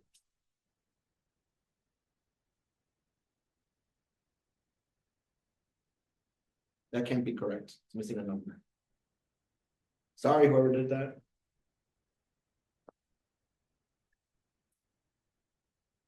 Remediation services. Boom. Now we got all these jobs for the next 3 months, right? Solicitations and remediation services, correct? We're down to 15 results. Now we're getting somewhere, right? Okay. Now, just so you know, I don't want to get into too much thing here, but if you go down here, you can also drop, where is it? What happened to the rest of my, all right, here we go. You can also drop here for you veterans, you can drop here and hit set aside. And in here are all the types of set aside. So we can actually like, you can go to service disabled veteran right here. Let's see if there's anyone for service disabled. Let's see if there's any. Give me 1 second. Let's see somebody. Wait, somebody raising their hand? What's that? Service disabled. Okay. Mhm. Now, let me explain before I click that button. You see what something that says sole source? You see that? Okay, I see that sole source. People get very confused with that, and I don't want you to. All right. Sole source means there's only one company. Well, for the government's knowledge, there's only one company that can produce this certain type of service. All right. I just gave you an example with Lockheed Martin. If they're trying to buy F-35 fighter jets, nobody else makes F-35. They don't have the license to do it, even if they wanted to. Okay. So when they put out a sole source, that means it's the government's aware that nobody else, but sometimes there's other stuff that might be challenged, like a certain type of chemical or something. I've seen these, all right? And they're like, the government is letting you know that we're giving a sole source company out to contract out to Mac Chemicals. If any other chemical company has these specifications for this type of chemical, please contact us so we can see if we turn it into. But if nobody answers, guess what? Mac Chemicals is getting it because there's nobody else who can do this. Does that make any sense? I saw one of my clients was complaining, oh, well, they don't want to give me this. And I look at it and it's a sole source. And they had given it to, it was some like huge company. And they're like, oh, just because the company's so big. But the contract actually called for a certain venue, like a certain stadium. And there was this huge company that owned that stadium. So there's only that company could have had that bid because nobody else owns that. Does that make any sense? And they're like, oh, they're favoring big companies. I'm like, that's not what it is. It's just that literally there's no one else who can do this because they have the license. Does that make any sense? Okay. So that's what because people say sole source, that means they're only going to hire me. I'm like, why would they do that? Like, oh, it's a sole source and they sent it to me. Like, no, they're just letting you know. So you don't like make that mistake. Okay. So there's sole source and there's set aside. So we're going to the set aside, right? Let's see if there's any or just erases everything. Wow, there's one. So whoever gave me this neck, who got lucky. Now then again, we got to open it and see where the job is, right? Might be in Seattle. Says Maryland. Well, there you go. That might have knocked you right out of the park, right? Remediation. You don't want to do remediation in Maryland, no? Now, is whoever's saying this is saying right now, if whoever sent me that code is saying right now, there's no work for me. Might be tomorrow. There is no like days where this is the day we put our jobs up. No, every agency puts the jobs up whenever they're ready. Okay. Remember what I told you a minute before about bid matching, why I don't trust it. Best way, how long, I'm moving slow because I'm not good with a laptop. I'm good with a mouse. All right. How long did it take me to look this up? 2 seconds. It's mostly me yapping than doing it, right? I used to get up in the morning when I used to work. When I used to work in as an estimate, I used to get up in the morning. I had the keys to the office. I was the first one to get there. I lived closest. I'd open up, put away. We had guard dogs. I had to put away the dogs, throwing food in there and get rid of them, lock it up, make the coffee, go outside, smoke a cigarette. I come sit down. It take me 15 minutes to go through Sam, my Florida marketplace, the county, and a couple of cities that I looked at all the time. Nothing new. All right, let's get to work. That's it. Before everybody even got to the office, I had it. And I was a young whippersnapper. And the internet was a lot slower. Yes. How long did it take you to get to that point? It's not that hard. I guarantee you, if you do it every day, you'll be ready in 2 weeks. Because what happens is you start recognizing the jobs that sort of keep up. What happens is you're doing it every day. And like if 15 jobs popped up yesterday, you see what I'm saying, right? And you just look through them like, I already saw these. Contracts too, you see that probably 70% of them are structured the same way. Correct. And I want to say letter M is the only difference, Mhm. you know, I mean, and it gets into more specifics, but I want to say legalities they have to go over or mention in there, or at least it so seems the structure is, you know, they're all structured basically the same way until you get to specifics. Yeah, and you create like, as you're looking at the workload inside the web page, it might look like a lot now. But as you're looking through I already looked at this one. I already looked at this job. I already looked at this, and then you see, oh, there's a new one. This one wasn't there yesterday. You see what I'm getting at? So if you do it every day, it's just gonna, it's gonna click. There's no way around it. It's repetition. The problem is that a lot of people are just waiting for email advertisements and reach out to me, and the information is here. Get on top of it. Get on top of your competition. Don't give your competition an inch. All right. My boss lives next to Madonna's house. My ex-boss lives next to Madonna's house on Coconut Grove. I know he was right. I know that everything he told me was right. Except when he got angry, he was crazy. All right. And I called him up 10 years ago and I said, hey, how you doing? It's like, man, my life is horrible. And I'm like, what? I can't stand my tennis instructor. That's the biggest thing you got to, I mean, that's what you gotta worry about. I'm trying to make rent. He's worried about his tennis instructor. All right, so how do we look at these jobs? Very easy. Doing the same thing we do on Facebook, all social media, just click on the link. Boom, we're inside the link right now. Well, Matt, I can't find, when the bid is due. Right there. Offers due, May 22nd. See it? Sometimes it changes. Okay, Are there certain words we can put in the search to try to? yes, I don't recommend it. Yes, you can do it through keywords. I don't recommend it. The government uses codes. If you don't have your codes right now, do you have them? No. Okay, so when you do your SAM registration, don't worry about that. When you do your SAM registration, then when you're doing it, it's going to ask you this, and it asks you like, what kind of work do you do? And you're going to write it in, and it's going to shoot the codes to you. It's not like you got to go find a lawyer to find your codes, or it's going to be a free. They just have them because they've registered before. That's why they have it. They're not privy to information you don't have, Q. Okay, and if you sign up for consulting, I'll help you with that as well. It's just that the government, everything they do is in codes. Think about it. Like these are people who work in an office in the government. They don't know the difference between types of construction, or they don't know that, and then you can expect them to know that. But if you give them a code, oh yeah, I got that. It's a code. It's easy. I can just put it in my Excel spreadsheet and I got it, right? And then here's the most important part I tell everybody. Pre-scroll. This is one thing that the government just expects you to know things. To bid jobs, you need contract documents. You need them. You cannot bid a job without them. All right.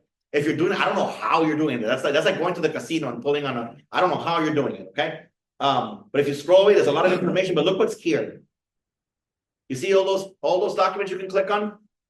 Those are all PDFs and they're all required. I'm not going to open them right now, but these are all documents that are required to do that job. Every single one. Okay?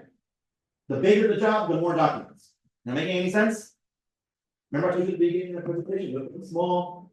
Remember? Look for the small job. If you see, close it, go back, look for another one. Unless you got those millions of dollars. And if you do have millions of dollars, I want to be your friend. Okay? Keep that in mind. This is just one job. One out of how much they're getting 15,000, I don't know what. All right. So if anybody got depressed over this right now, wait, you got tons of searching to do. There's all types of jobs. I remember the government needs to buy pencils, the government needs to buy jet fighter engines. Okay. Oh, it's in Maryland, it's not in Florida. There's remediation in Florida, I guarantee it. There has to be. All right. And if the federal government isn't doing it, the state government's doing it. Okay. Every time a hurricane hits here, they got to clean that up. They have to. If not, we'd have trees dying all over, wouldn't we? All right. Somebody's doing it.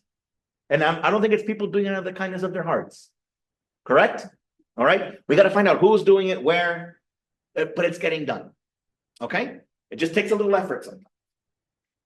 Or most of the time. All right. So let's go back to Ozzy. And if everybody has this question, by the way, if you want to reset Sam, just hit the logo up here. Should reset it. Well, no. And resets it. Okay. All right. Now we're going to do one more. Running out of time. Daddy got a long drive to Sarasota. Okay.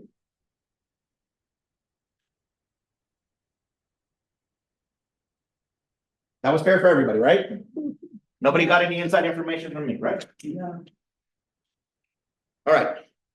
So let's do this again, okay? This is the last time I'm doing this, right? And don't worry if we don't get it, just sign up for consulting. We'll do it as many times as you need. All right. Let's go down. Where do we click first? Contracting.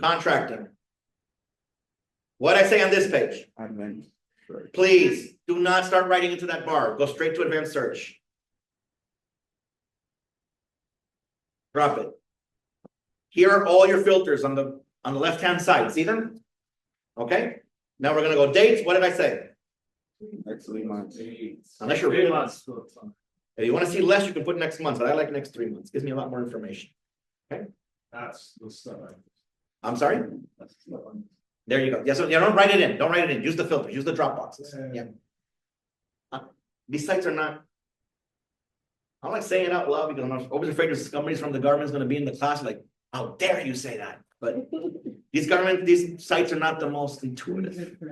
Never have been. And I'm sure they hire like these huge companies to do these and somehow. All right, notice type, what'd I say? Solicitation. Solicitation, that'd be the first. What else? Sources sought. And what'd I say about sources sought, by the way? Are sources sought a bid? Are they asking for a bid? No. Yes. Should you answer sources sought? Yes. Please, every time you get. And by the way, answer your first sources sought. Write up what they're asking for. And guess what? You'll be ready for your next sources sought. Copy and paste. It's usually the same information they're asking you for. Do you exist? And if you exist, what do you offer? So write a really, really good one for your first one, then answer away. Okay, what another one? Solicitation, right? And combined synopsis, correct? Okay. We should get the exact same number I got before. I'm curious. 8,009. What did I do differently? I didn't hit something, or I hit something. What doesn't matter. I don't think they pulled off 10,000 jobs off Sam as we in the last 5 minutes. Yeah, I probably hit something. All right, so let's go to the next codes I got here.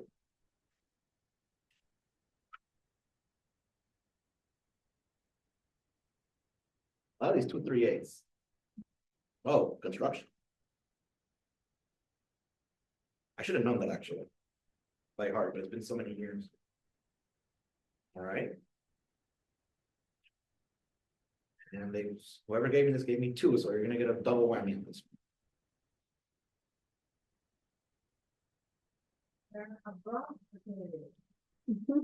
I'm sorry.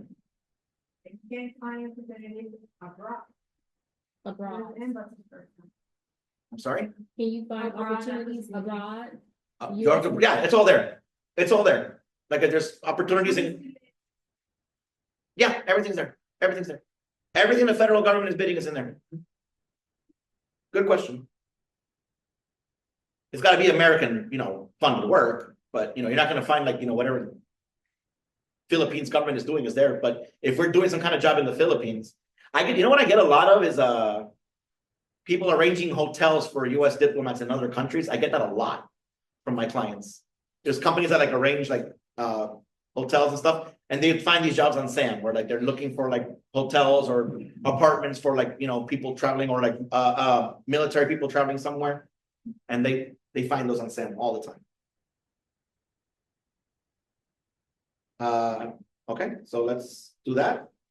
And remember, you don't have to run a search or anything; it just keeps populating by itself. So with those codes, we got 5 results.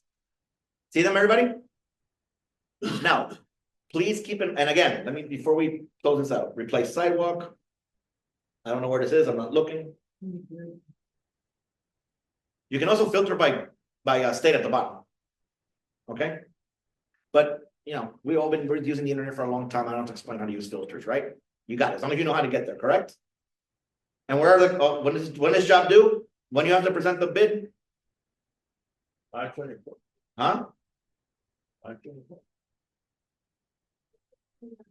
April 29th. Updated date offers due. You see, the original date offers due was April 25th. Someone complained or whatever, and they changed the date to April 29th. You see it? And where are your contract documents? There they are. Okay. And in here, that one's small, right? And construction is small because in construction you need plans and stuff like that. So usually those attachments it's just what they are. They're not like things. It's bigger projects that need a lot of paperwork that you got to read and stuff like that. Plans just take up a lot of space. So keep that in mind. Here's the thing. If you want some like really, really good advice from me, and this is something that nobody puts on slides. I know people like afraid to like hurt people's feelings, and I don't want to do that at all. Like that's from the least of my intentions. But if you want to be successful in government contracting, you want to be really good at it. There's something you can do to get ahead of a lot of people. Read all the instructions and follow the instructions.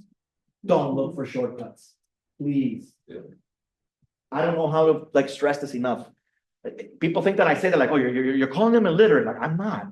I'm not trying to. I love reading. I do, and I know some people don't. My brother hates reading. I get it. Okay, but But at the same time, I don't like reading things that are boring.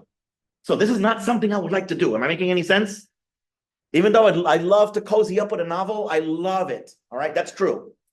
People say, well, you got an advantage, Matt, because you like to read. I'm like, yeah, but I don't like to read that. I don't like to read contracts. What do you think of my spare time on a Saturday? I'm gonna sit down and read like a proposal. I'm not gonna do that. Am I making any sense? All right. So if you want to have an advantage over your competition, and I tell it to all my students, I must have here in Florida at least 1,500 people come to my classes that have heard this from me. Okay. You want to get ahead of your competition? You want to beat them up on every single bid? Read everything up. And I'll tell you what, I get it. I don't have time. I get it. All right. Then find somebody who will. And highlight every single little thing because. Go ahead. Is there a way to suggest to the government to put contract out for a said thing? Yes. Will they listen to you? Can't guarantee. I got some clients that actually like they have like, you know, things they're trying to copyright and stuff like that. And I get them meetings and some of them have been successful with that, but it takes a lot of time and it takes a lot of convincing and you got to show the government there actually is a need for something. But then I got to have this other client one day. It's like, I'm going to fix all the railroads. And the government's like, we got no plans about fixing the railroads, but I want to. Like, that's not a good thing. You got to prove to them, hey, you need this. And you got to like get good meetings with them and bring a lot of evidence. It's not just, you know, because I think so and I'm the expert. You know, you got to bring a lot of, but yeah, the answer is yes. A lot of times the government doesn't know what they need. That's correct. You know, as I said before, like these are people in office, they don't know. But if you notice like a huge deficiency, yes, you can bring it up for sure. But you got to go with evidence and all that stuff. Does that make any sense? So getting back to that, people, you want to be the best government contractors. Remember, the easy part about working with government and the hard part about working with government at the same time, all right, is that everything is spelled out. There's no room for interpretation. They give you a clear instruction manual on how to do your job, and it's very long, very boring, and it puts you to sleep real quick. I always tell you about it. If you want to get to sleep, start reading this. If you got insomnia, forget the medication. There it is. Forget the medication. You will fall asleep standing up, like a walker, like a car. You'll fall asleep standing up. All right. But that is the key. Why? You put out a bid, you know more than your competition. When you put out a bid, which can help you reduce prices because you see things in there that your competition probably didn't see. All right. Another good thing, and this is one thing that my boss always told me, this is why I brought you to work in this office. A lot of times I would find stuff inside those bids that the government had wrong. That this cannot be this way. And I'd be the one calling them. And they'd be like, oh, thank you so much for that. And that's what they thought about when they were awarding that bid. This guy's helping us out. We're not paying this guy. And this guy's helping us out. This company helps us when we screw up. And nowadays, in the days of copy and paste everything, they really need you. They need your expertise. Hand it out to them. But in order to do that, you got to read all that stuff that's in there. You got to sit down with 7 different color highlighters, give yourself a little code to what either highlight means. And here's the biggest reason why you have to read everything. So you don't lose money. How are you bidding on stuff that you haven't read? I never understood that. Yes. Sorry. Go on, man. I've looked at a lot of these and there's no like price tag on it, so No. you just make up the price tag. Well, you don't make, I mean, You give it to that's them. one way to put it. That's a good question. How do we actually, And then. I know they have a website that show you how to punch the numbers that's for like going to bidding for a contract. Yes.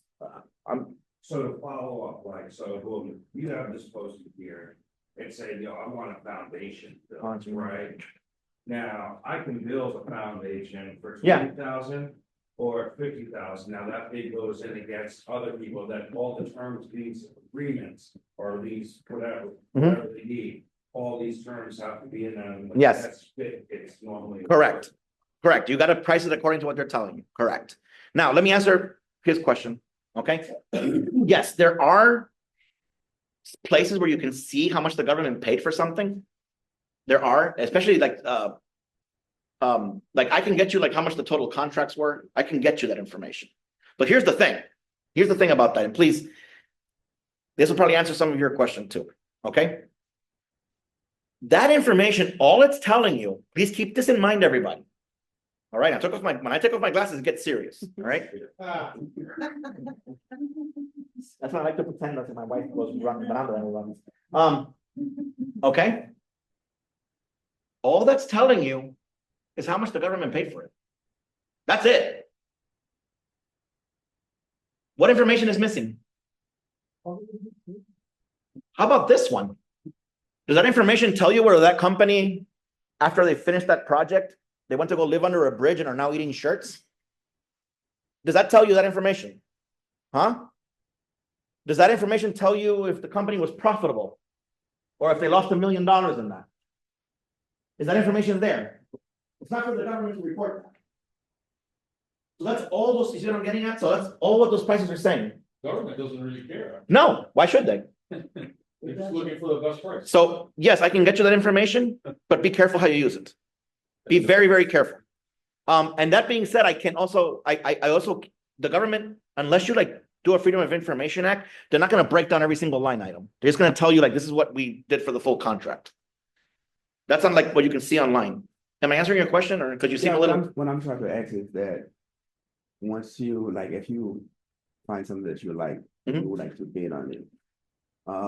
I'm not talking for everybody. For me, Yes. I would like I don't know exactly how much I should bid That's a very good question. on the contract. Mhm. So what I'm asking, or do they have some type of mechanism out there just to help you? No. The short answer is no. Okay. And I'll tell you why, because each contract is different. Each contract is going to be different. I always tell everybody, like, if you decide to build this building on this side of the street, and you get the exact same plans for this building on the other side of the street, there's going to be different in costs between one and the other, even though they're exactly the same. And that's because of, conditions when you get there. How was the road? So there's so many things. All right. But I will tell you this. Okay. Sometimes the government will say, well, we only pay up to $300,000. Sometimes they say that. All right. So the easy way for that, right, is I want to win this bid. So I'm gonna bid 280,000, right? To win this bid. And hopefully nobody comes in at 275 and I win the bid. The problem with that is, how did this turn into an estimating class? The problem with that is, how do we know that those 275,000 cover your costs? Not your profit, just your costs. How do we know? There is. You gotta sit down. Look at the contract documents and see how much it's going to cost. How many hours do I need my workers on this site to complete this task? It takes a long time. That's what estimators do. People often think that estimators, what they do is just money, like they look at sites, and estimators don't even look at money. That's a bidder's job. And I get it. In small companies, the estimator and the bidder are the same person, right? But in large companies, the estimator is one department, the bidder's another. They got nothing to do with each other. And the estimator doesn't think about money. The estimator thinks about, how long is it going to take me to do this? What materials do I need to complete this?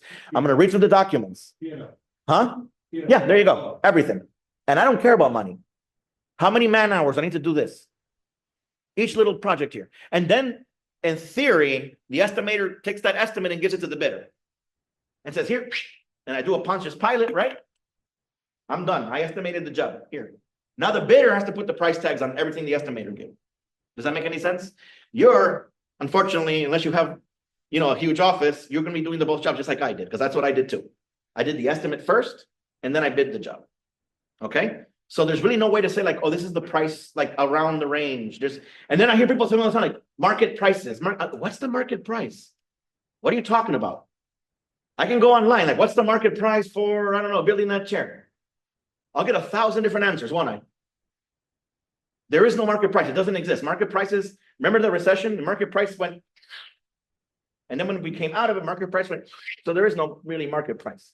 You got to sit down and you got to and that's why it's very important to get practice on like smaller jobs that require less man hours. What kind of work do you do? You do, Me? yeah, we talked in the past. Man, I build food trucks. There you go. I have a freight liner. You build food trucks. Yes. Okay, can you, here's my question. Can you sit down and calculate how much it takes you to build a certain food truck. If you Yeah. had the specs. Yeah. And get your cost down to like the closest you can. Yeah. That's what you gotta do. The problem is sometimes it goes into a larger scale and now it's a problem. I get it. But to answer a lot of questions here, is there any type of machine that I can buy where I print out all these contract documents? A stack of 170 pages, right? And I put this into one side of the machine and I get a bid out on the other? No, that doesn't exist. That doesn't exist. Did I answer everybody's questions? I can add something. You were gonna ask, I'm sorry, she had. I was just gonna make a statement. Yeah. Most importantly, always remember that you guys can ask questions of the procurement officer. Yeah. in any time. So don't be afraid to ask questions, whether you think it's stupid or not, or misinformation, ask. No such thing as a stupid question. Sometime in the bid, they can give you the number. Mhm. And the bid cost is $500,000. It doesn't mean that the bid cost is correct. Sometimes. No. I'm We gonna, have to say, if this bid is not correct, we have to call that, and I had this experience in Miami, in South Miami. There is a fountain construction. Mhm. And they are saying the plan that the mud jacking. Mhm. Some other guy will do. My bid doesn't cover this thing, Mhm. and I won the bid, I got the purchase order. Mhm. And when I sit in the. That's a very good- I said, mud jacking. I couldn't have said it better. Someone else, not me, Yeah. not my price. Yeah. And they say, oh, no, you do that, I'm not going to do that. I can add the price in it, yes. Yep. But I'm not- The DOT has that, what I consider a bad habit. I've been fighting them because I know them. And I've been telling you, you gotta take that off. Every time you open up a bid solicitation notice for them, they got project estimate, 13 million, this and that. And I know where those prices come from. 'Cause I used to work in that. It's basically a medium between like all the line items they've been doing over like 5 years. And it means nothing because gas prices go up, it means nothing. And people are like, oh, I need to stay under the 13. No, you don't. Like what he's saying. They have a software in Mhm. all the cities. Yeah. Use RS Yeah. software. And they just automatically crunch numbers into it, but they mean nothing. They mean, and think about this market now, where things are going up, down, every day. Those numbers mean nothing. Please keep that in mind. I'm just trying to protect you. I'm not trying to be mean. Like, don't try to be. Yeah. Don't, never, otherwise you will lose yourself. You cost your job until you find what the cost is and then add your profit. Like that's where you negotiate with your profit. You don't negotiate with your costs. 30%. And I'll do 25 and I win. No, but sometimes, I also Mhm. work for the government as well. I work in Southcom. Mhm. As an environmental, Awesome. engineering. So you're on the other side too. Yeah, I'm on the other side. So I had stayed on contract, for bidding, but like for long contracts, I know that there's options. Like if you, like, let's say if you have a contract for 5 years. Mhm. So all the years cannot be the same. So No. what up to date? No. The, the market value, which is, Mhm. that Yeah. happens, so. Usually they ask you, and that's not all cases, but usually they ask you to like tell you what your price would be. If things remain relatively unchanged, what it would be on year 2, year 3. Now, there's a huge crash in the market, then they're gonna let you like adjust it a lot more. Because that's not your fault. But you're right, yeah. For long contracts, yes, you're right. All right, But you can add your stuff that every year, the price. Will go up, yes. Everything has to be mentioned in the contract. yeah, in the original, yeah. But again, if there's huge shifts in there's provisions that if there's huge shift like during the recession. Yeah. There's huge shifts, they have provisions for that, where you can go in and say, hey, we gotta renegotiate because this isn't your fault, this isn't my fault, they have provisions for that. But all things being equal, yes, you can say, this is my price for year 1, my price for year 2, my price for year 3. Consider the inflation, how it's been, that's what estimators do. I mean, we gotta estimate how much it's gonna be.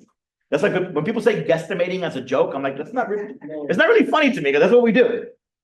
People always talk like, Matthew, you gotta estimate, all right, I'm gonna pull out my crystal ball, because that's my best tool.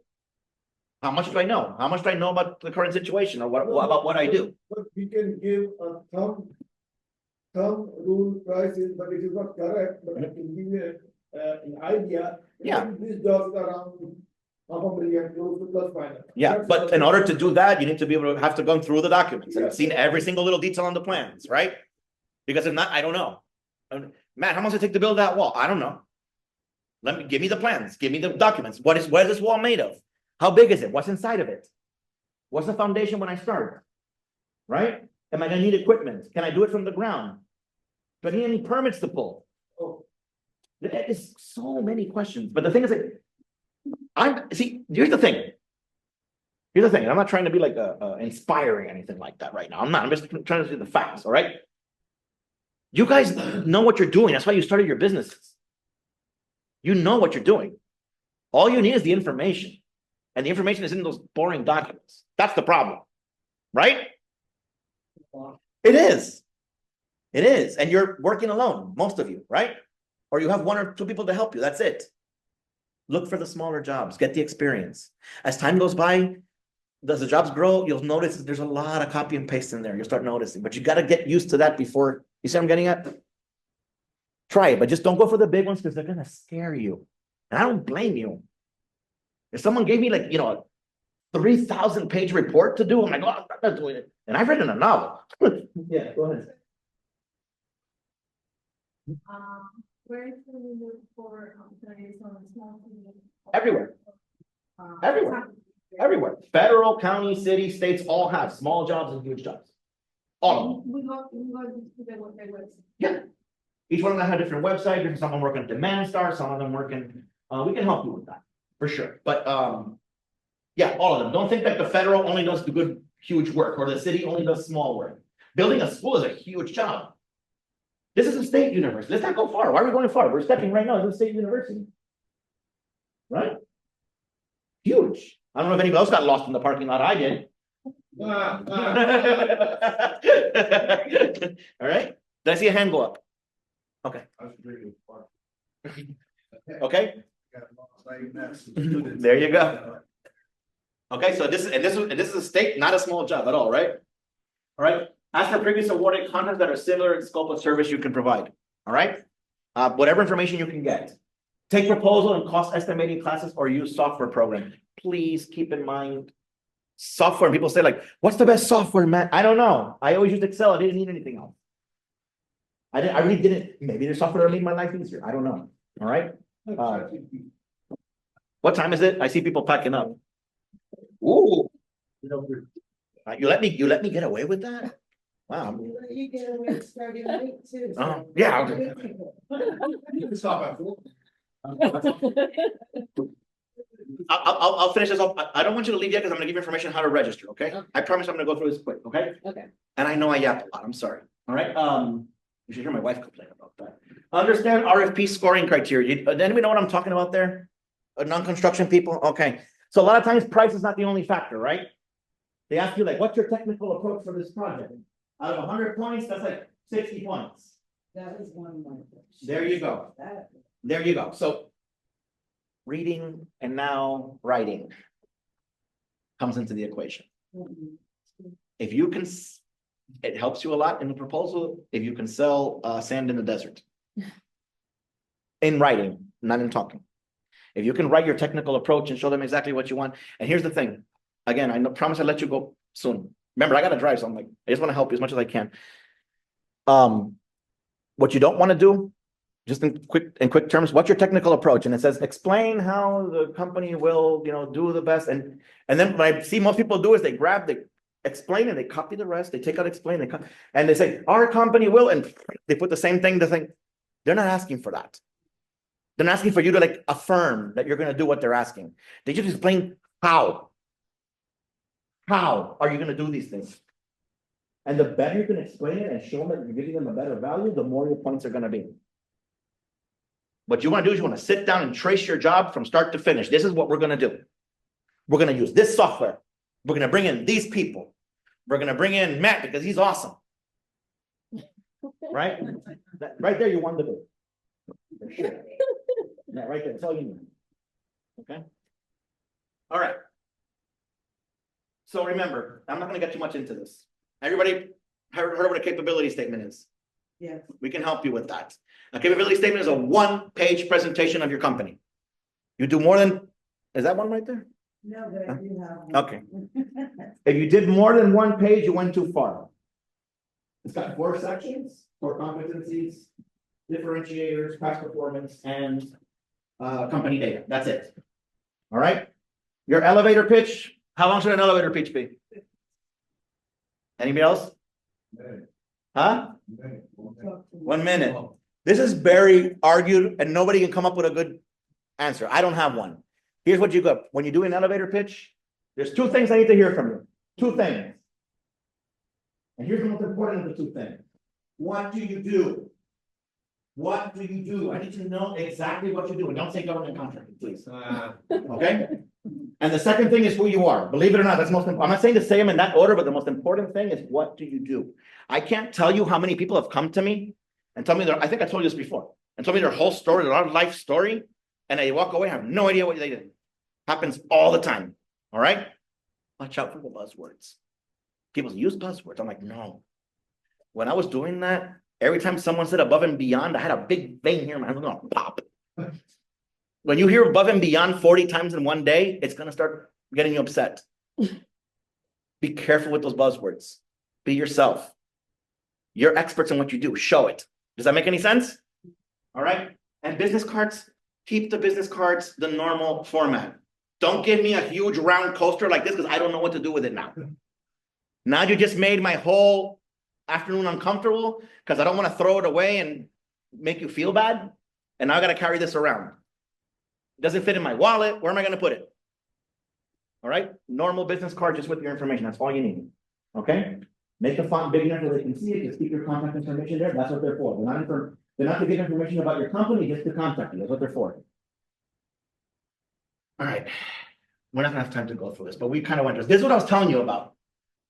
This is an FDOT bid. You see that? And they're giving you proposal budget estimate. What he's saying over there, and this happens almost, I'd say 85% of the time, all the bidders come up way over that number.